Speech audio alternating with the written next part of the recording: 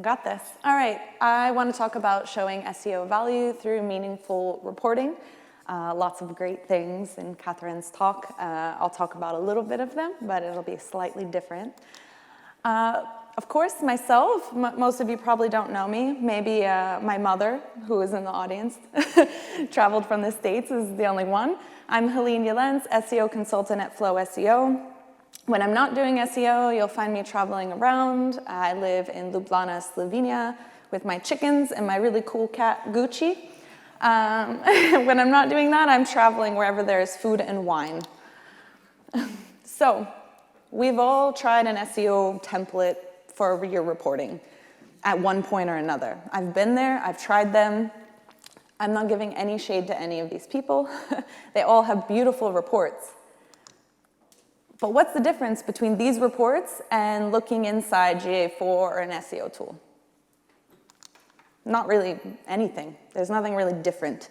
It's the same thing, it's using the same language, and so we need to do something else. So what's the answer?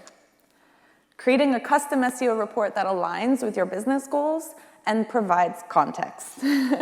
So exactly that is what you need to be able to show the value that you're providing so that your clients or your bosses understand, what is SEO actually doing. So, knowing your audience. This is incredibly important. A lot of us are reporting to different people. I'm an agency, so I have a wide range of people looking at my reports and digging into them and saying, what is this? What is this? What does this mean? And that signaled to me that I wasn't communicating things in a way that made sense to them. So I like to use interviewing. Interviewing is a technique that I've been using for years. It doesn't need to be formalized. My background is in anthropology. The first time I spoke at Brighton, I dug into using anthropological methods with SEO, so if anyone wants to talk about that later, I'm all for it. But interviewing and being open to asking questions, listening, taking notes, and seeing what's going on is going to make a major difference in your reporting. So I want to share a few things that you might hear from clients or bosses and how you can use this as an opportunity to interview and to get more data. We want to rank #1 for job management. I love this one. This tells me a lot of things. This tells me maybe their understanding of SEO is a bit more shallow than I anticipated. Why do they want to rank for job management? Do they understand what that keyword actually is? That it's not very transactional, it's not going to make them money necessarily. It's highly competitive. And so, what do you want to achieve from that goal? Who told you that you need to rank #1 for job management? Why do you want to be there? What are the business goals that are connected with this? Maybe someone just said, I read this in an article, and yes, we have to be #1. I usually hear this very often in my job. So you use this opportunity to start asking, what do you want to achieve? How do you understand SEO? What results do you want from that? We want to increase traffic by 10% year over year. Wonderful, everyone does. But do you understand what that means? So what resources do you have to dedicate to SEO? You don't just hire an SEO and suddenly you have more traffic. You need writers, you need developers that are willing to make the changes that might need to be made. So having these conversations and trying to understand, who is available, what is on their plate at the moment, to be able for me to then create strategies that make sense for them, and then explain, how does SEO work? It takes time and it does take a lot of resources. We want to outrank a specific competitor. Another very infamous thing that I hear from clients, which is great. And there's a lot of different things that we can ask here. But to take a very positive approach, to get them talking, get them comfortable, I might ask something like, what is your product differentiator? You can ask anything here. But in asking this, you allow them to then speak about their product. They're going to speak about it using the language that the company is using. They're going to be talking about the problems that it solves, and make note of these things. I'm always keeping notes. That first month or two when you're working with a new client, I am always just taking notes and listening. You want to hear the language they're using. You also want to understand how do they see themselves differently from this competitor, because maybe there is no difference, or maybe they're not even competitors. This is also an opportunity to talk about the difference between SEO competitors and product competitors, which are very different in this case. Now, this is something that was shared before, but there's a lot of different questions that you'll get depending on your audience of who is looking at your report or wondering, what is the SEO? What are they doing? So yeah, a CEO will want to know, what's the ROI? Plain and simple, this is usually the only thing they ask from my experience. A CMO, they may be asking, how can it be integrated into the overall marketing strategy? How can we measure the success? Whereas, head of sales wants to know, what are the quality of the leads? They don't care about how many keywords you have. They don't care, how much organic versus direct necessarily. They want to know, what is this pipeline to make money? So let's dive into the reporting bit. I'll share a little bit of how we do reporting and some items that have been able to help us, work with clients, educate them about SEO, and get support for the projects that we want. There are endless reporting tools out there. Just threw a few out there. I am a big fan of Looker, or Data Studio. Been using it for about 5 years. It is my favorite.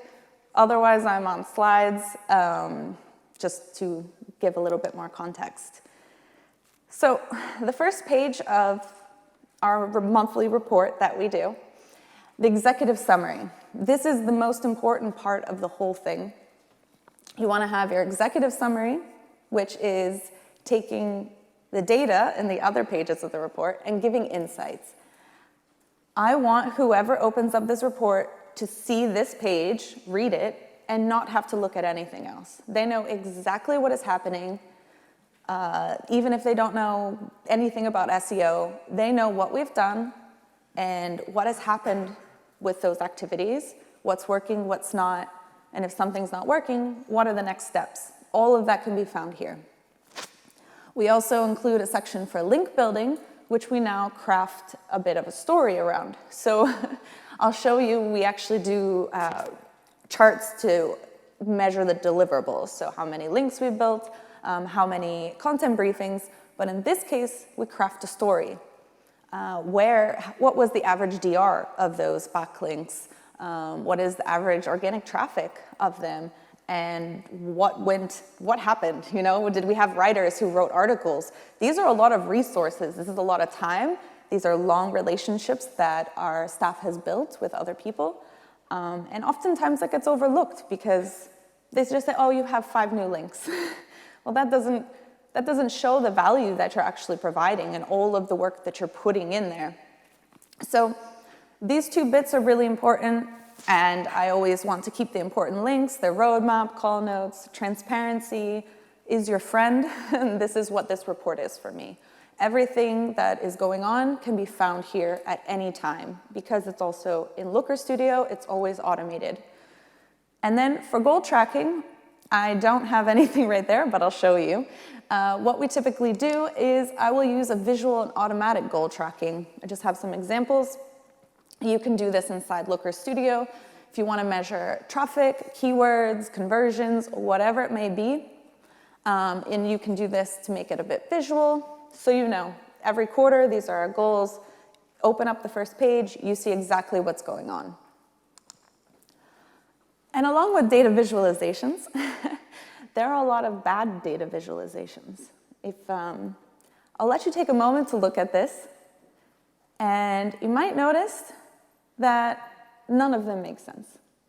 These are all terrible. Don't ever use any of these when you're reporting on keywords.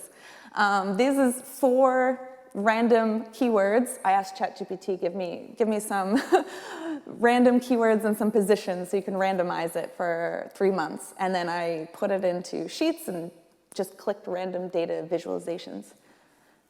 They make 0 sense. Because if your keyword is improving, it will go lower. But here, the chart is showing that it's going down, which means, visually, it's going down. That's not good. So with data visualization, keep it simple. Keywords can be tracked, very simply in this manner. I'll also show that we do this by breaking down different page types or different tagging system with different keywords so that, they're more clustered than just looking at an individual one. If you're going to do data visualizations, this is one of my favorite charts from extremepresentation.com. If you are not very familiar with data or data analysis, I assume many of you are, but if not, this is a great place to start. So what would you like to show? Thinking about comparison, composition, distribution, relationship. As SEOs, we probably use a good chunk of these charts. Not all of them, and that's fine. But if you're ever unsure of, does this data fit this visualization? This is a great place to start. So as I mentioned before, we like to report on our deliverables and our results. And as you see, those deliverables, they're just a bunch of numbers. I don't think the clients ever looked at this. So this is why the executive summary is really important.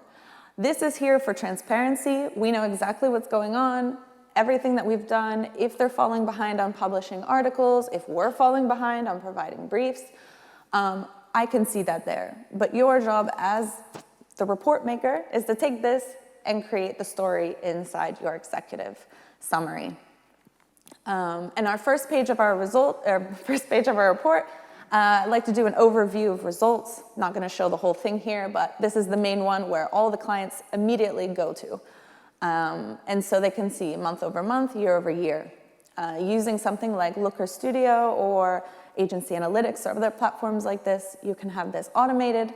All you have to do at the end of the month, at the beginning of the month, open it up, review it, and say, okay, I know what we did, I know what's going on, let me look through this report and then craft the story for your executive summary. I also use the reporting as an opportunity to educate my clients.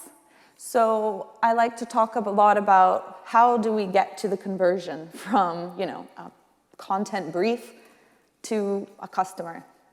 And explaining how a lot of these bits will feed into each other. You have the keywords, impressions, clicks, sessions, and then conversions. And I pretty much put this, I think, in all of my slides for clients so that reminding them that these are all connected.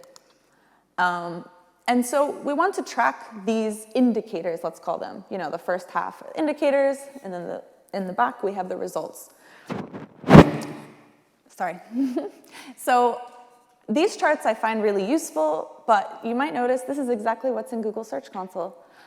We have landing page impressions and clicks, and I also do query impressions and clicks, but I do a month-over-month blend so that I can just pop over here, click that month-over-month change, and I can see. So if I'm on this one and my clicks are down, first question they're going to say, why are they down? Well, I can go here and I can see which pages lost clicks, which queries lost clicks, without even having to leave my report. This saves me a lot of time. I don't have to go to Search Console, enter the date, do the compare, all this stuff. It's right here. I click it. I leave these in the appendix of the report because the clients don't need to see this. If they want to, they can. This is one that has been an absolute game changer for us. And this is tracking SEO progress of our briefs. This is, once again, looking at those indicators. And we have our URLs from our briefs that we've provided from our roadmap blended with Search Console. So we're able to see, when did they publish? Was it was it an update? What's the impressions and URL clicks? This helps us to see, how are things performing? Does it need an update? And it's quite useful to see, are the latest posts going up? Are they getting impressions? How is it getting crawled? And then underneath that, you can then explain, the results, which then we blend the same roadmap, but this time with GA4. In this case, I'm just looking at sessions of the current month and the previous month and the month-over-month change. But With GA4, you can also add your conversions, engagement rate, whatever you may want, depending on the desires of the clients. And this goes back to having those conversations. What's important to them? What do they want to see? And making sure that that's here, but that you also discuss that in your executive summary. This is probably most clients' favorite. They always go directly to this. It's very simple, but I think it's difficult for a lot of them to know how to do this themselves inside GA4 with ease. So the top 10 URLs with the highest increases and the highest decreases. Now you can see this one, it's a minus 14,000. That's terrifying. And they will see that and they'll say, what on earth is this? You don't want them to get to this page and ask, why is this? They should know this on the first page. That should be probably the first thing that you've mentioned on the executive summary. This URL lost this because it was redirected, it was removed, something, whatever may have happened, maybe it accidentally got set to no index. These things can happen. At the same time, you can say, look, these are the URLs with the highest increase in organic traffic. Why are they increasing? Sometimes you just provided an update brief that maybe promoted the boost of organic traffic. Maybe then the client also will tell me, oh, we were doing this, we went to this event, or we did this PR campaign, something they never thought about telling us before, but because they saw it here, and then I was like, I can't figure out why that increased. It's very random, but I'm very happy. But then it opens up a conversation. I do have more data visualizations in the report, but they're a bit simple. I like to just focus on the story. I think that's the most important. But organic conversions, I do like to see with lots of different views. This way I can see the performance each month. If I'm tracking multiple conversions, I can then also see exactly how many there are for each one that month. And using a spark line, you can then see if there's any anomalies one day. So, maybe an incident of them being hacked. There was a DDoS attack and a lot of people were running through these forms. I would see a really big peak there and it would signal to me, something happened. So this is just to let me know, is there any irregularities? Is there something that doesn't make sense? And keeping that data, easy to read. So you want to report on important page types separately. This is another thing that has been a big game changer on showing the value. Reporting on the entire site is one story, but it doesn't really tell that much. Personally, as SEO, I work a lot on blog posts and occasionally on product pages, landing pages, but a lot of blog posts. So I want to break that out. I want to show, look, when we're working SEO on this part of the site, it's improving. The other parts of the site that maybe aren't being optimized for search are not performing as well. So this allows me to just at a glance know exactly what's going on, month over month, top blog post, and then for each page type, I can provide additional analysis. So to track or to not track keywords, let's say, yes, please track them, but track more than one per URL. These are both cases. The first one is for one URL, 2 different keywords, completely different thing going on there, and the same for this. Cleaning data and data cleaning. No idea why, but this happens. So you want to check on these things. I like to do 3 to 5 keywords per URL just to get an idea of what's going on. If anyone's curious why that dropped 45, it was a search intent had changed, no longer matched the URL. So it's something that's useful to know. If they ask, like, why did we lose 45 places for this keyword, you want to say, well, you don't really match the user intent anymore. So maybe that's not an important keyword.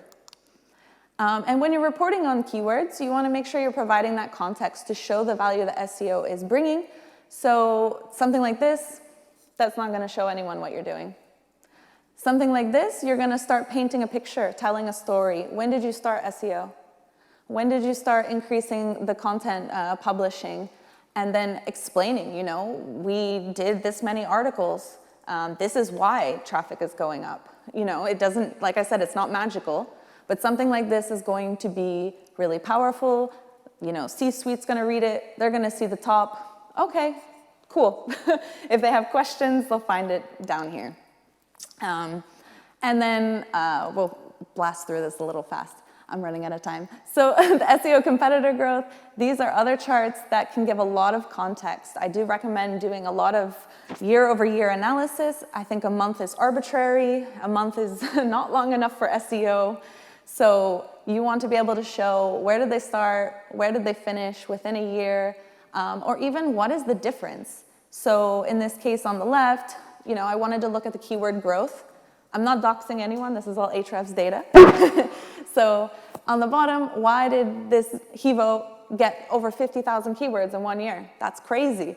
But then it tells me, let's go and see. Maybe they're doing something interesting. So why bother with this? You want to show and tell the value of SEO. You want them to understand what you're doing, why they're paying for you, and what, you know, keep your job, win the support of your clients, your supervisors. You want them to continue to support your ideas and your projects, even if they get a little crazy and inventive. And you kind of want to make yourself irreplaceable.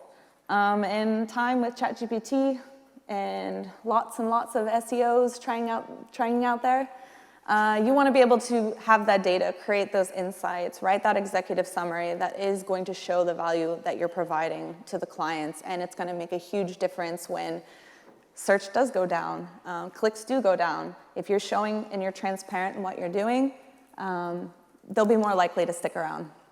I want to thank you. You can email me if you have questions, on Twitter, anything. Thank you guys so much for talking. I'm sorry I went over like a minute.